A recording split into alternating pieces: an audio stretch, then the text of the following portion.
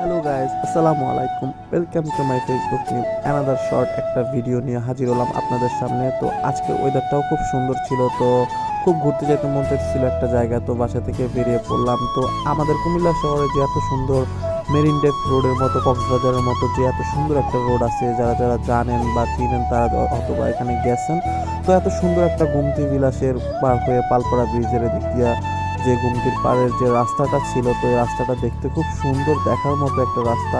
তো চারপাশে ছিল সবুজে সমারোহ। তো পালপাড়া ব্রিজটার এদিক দিয়ে যাচ্ছি আমরা। তো যাইতে যাইতে পথে পথে দেখতেছি যে প্রাকৃতিক সৌন্দর্য লীলাভূমি দেখতেও খুব পরাণটা জুড়ে যে। আর এই রোডটার কথা বলতেই না হয় যে এত সুন্দর মনে হচ্ছে যে একদম মেঘের ভিতর দিয়ে রাস্তাটা চলে গেছে। চারপাশে সবুজে সমারোহ ঘিরে আমাদের এই সুন্দর সুফলা প্রকৃতিতে ঘেরা আমাদের এই বাংলাদেশ। তো আকাশের ওয়েদারটা দেখুন একবার, দেখতে পাচ্ছেন যে এত সুন্দর একটা ওয়েদার। চারপাশে সবুজে গাছপালার মাঝখান দিয়ে একটা চিরচেনা সবুজের রাস্তার মাঝখান দিয়ে চলে গেছে আমাদের এই মেরিন ড্রাইভ রোডের মতো। আমাদের কুমিল্লা তো রয়েছে এত সুন্দর একটা রাস্তা। তো বলতে বলতে চলে আসলাম খুব কাছাকাছি পালপাড়া ব্রিজ মুক্তি কফি হাউসে। তো এই কফি হাউসটাতে দেখতেও খুব সুন্দর দিয়ে তারা সাজিয়ে ফুটিয়ে তুলেছে। তো ভিতরে সিঁড়ির রাস্তাটাও ছিল খুব সুন্দর। তো উপরে ঝাউবনের মতো একটা গাছ দিয়ে তারা আর্টিফিশিয়ালের মতো তৈরি করেছে। তো সামনে যাই কি চোখে পড়লো আমার কাছে একটা ঝর্ণা। তো ঝর্ণাতে খুব সুন্দর করে পানি পড়তেছে, আর এখানের ওয়েদার আর ক্লাউড আর পরিবেশটাও খুব সুন্দর ছিল।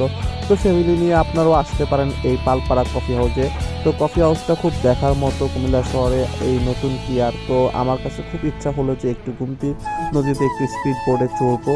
তো কথা কাজের সাথে সাথে স্পিড বোটে উঠে গেলাম। তো এখান থেকে আমাদের এই গুমতির বিলাসের যে পয়েন্টটাও দেখা যাচ্ছে, আর এই সুন্দর একটা ওয়েদার দেখতে খুব সুন্দর, প্রকৃতির সাথে মিলেমিশে যাচ্ছি, আর মনটাও খুব ভালো হয়ে গেছে। তো দেখার মতো। তো পালপাড়া রিসোর্টটাও দেখা যাচ্ছে, আর এখানে ট্রেন লাইনের রাস্তাটাও দেখা যাচ্ছে।